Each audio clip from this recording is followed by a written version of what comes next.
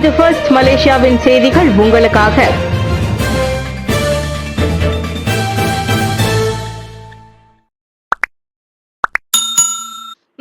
ஏழாவது ஆசியான் உச்சநிலை மாநாடு ரஷ்ய துணை பிரதமர் வருகை அளிப்பார். தாய் மகள் கொலை வழக்கில் தவறான தகவலை பரப்பாதீர், போலீஸ் அறிவுறுத்து. கடந்த சனிக்கிழமை கம்போங் செகோலா ஜூருவில் தாயும் மகளும் கொலை செய்யப்பட்ட வழக்கு தொடர்பில் எந்தவொரு ஆருடம் மற்றும் தவறான தகவலை பரப்ப வேண்டாம் என்று போலீசார் பொதுமக்களுக்கு அறிவுறுத்தினர். உண்மையான குற்றவாளியை கண்டறியும் விசாரணையையும் சம்பவத்தின் பின்னணியில் உள்ள நோக்கத்தையும் இந்நடவடிக்கை பாதிக்கக்கூடும் என்று பினாங்கு மாநில போலீஸ் தலைவர் டத்தோ அசிசி இஸ்மாயில் தெரிவித்தார். இச்சம்பவத்தில் 51 வயதான சட்டம் சேஹின் மற்றும் அவரது வளர்ப்பு மகளான 11 வயதுடைய நூர் அஃப்ரீனா அலிஷா அப்துல் ரஹீம் ஆகிய இருவரும் தங்கள் வாடகை வீட்டில் இறந்து கிடக்க காணப்பட்டனர். அச்சிறுமி மேல் மாடியில் இறந்து கிடந்த நிலையில் தாயார் சமையலறையில் இறந்து கிடந்தார். கொலை செய்யப்பட்ட அம்மாதுவின் கணவர் மற்றும் வங்காளதேச ஆடவர் ஒருவர் உட்பட குற்றவியல் சட்டம் செக்ஷன் 302 கீழ் விசாரணைக்கு உதவும் பொருட்டு 3 தடுத்து வைக்கப்பட்டுள்ளனர். ஆசியான் மாநாட்டில் பிரதான விவகாரங்கள் தொடர்பில் ட்ரம்புடன் அன்வார் கலந்துரையாடுவார். இதனிடையே இம்மாதம் கோலாலம்பூரில் நடைபெறவிருக்கும் 47வது ஆசியான் உச்சநிலை மாநாட்டில் காசாவின் மனிதாபிமான நிலைமை உட்பட வர்த்தகம், முதலீடு மற்றும் உலகளாவிய அமைதி குறித்த விவகாரங்களை பிரதமர் ஸ்ரீ அன்வர் இப்ராஹிம் அமெரிக்க அதிபர் டொனால்டு ட்ரம்புடன் கலந்துரையாடுவார். ட்ரம்புடனான இந்த பேச்சுவார்த்தையில் பரஸ்பர பொருளாதார நலன்கள் மற்றும் ஒரு வர்த்தக நாடு என்ற அடிப்படையில் மலேசியாவின் வியூக நிலைப்பாட்டில் கவனம் செலுத்தப்படுவதுடன் பரந்த நிலையிலான அனைத்துலக கவலைகளையும் நிவர்த்தி செய்யும் என்று டத்தோ ஸ்ரீ அன்வார் தெரிவித்தார். பிரேசில், தென்னாப்பிரிக்கா, கனடா மற்றும் ஐரோப்பிய ஒன்றிய தலைவர்களுடன் ஆசியான் உறுப்பு நாடுகளையும் உள்ளடக்கிய வட்டார கூட்டத்தில் டொனால்டு ட்ரம்ப் கலந்து கொள்வார். இந்த விவகாரம் தொடர்பில் நாங்கள் இருமுறை தொலைபேசியில் உரையாடினோம். ட்ரம்ப் மிகவும் அன்பானவர், மிகவும் ஆதரவானவர், சொல்வதை அவர் நன்கு கேட்கக்கூடியவர். இந்த வாய்ப்பை நன்முறையில் நான் பயன்படுத்திக் கொள்ள விரும்புகிறேன் என்றார் பிரதமர். அவ்வப்போது கொள்கை வேறுபாடுகள் இருந்தாலும் அமெரிக்காவுடனான மலேசியாவின் உறவை வலுவாகவே உள்ளதோடு இரு நாடுகளும் ஆழமான பொருளாதார மற்றும் அரசு தந்திர உறவுகளை பகிர்ந்து கொள்வதை நிதி அமைச்சருமான அன்வார் சுட்டிக்காட்டினார். மலேசியாவின் தொடர்ச்சியான பொருளாதார மாற்றம். மலேசியாவின் தொடர்ச்சியான பொருளாதார மாற்றத்தை நிலைநாட்டுவதற்கும் அதன் வளர்ச்சி உண்மையான சமூக முன்னேற்றமாக மாறுவதை உறுதி செய்வதற்கும் நல்ல நிர்வாகமும் நிதி ஒழுக்கமும் முக்கியமான அம்சங்களாகும். நீண்ட காலமாக நாட்டின் வளங்களை வீணடித்து வரும் ஊழல், கசிவுகள் மற்றும் தவறான நிர்வகிப்பு போன்ற ஆழமாக வேரூன்றிய பிரச்சினைகளை முதலில் நிவர்த்தி செய்யாமல் அரசாங்கத்தின் சீர்திருத்தமும் உருமாற்றமும் வெற்றி பெற முடியாது என பிரதமர் டத்தோ ஸ்ரீ அன்வர் இப்ராஹிம் தெரிவித்தார்.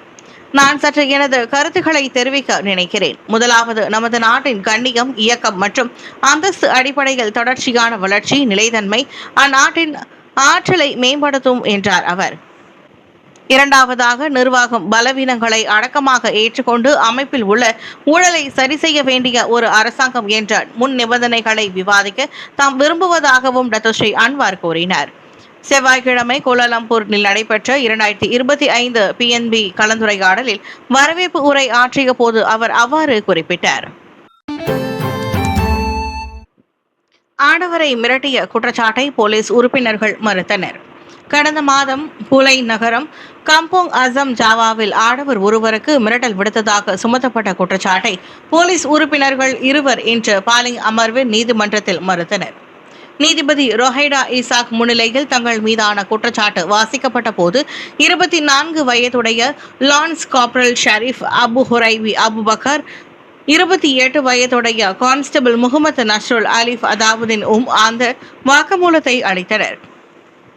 கடந்த செப்டம்பர் 19ஆம் தேதி Kampung Asam Jawa Jalan Parit Panjang சாலை அருகே பாதிக்கப்பட்டவரிடம் 200 ரிங்கிட் பணத்தை கேட்டு மிரட்டியதாக அவ்விருவர் மீது குற்றம் சுமத்தப்பட்டுள்ளது.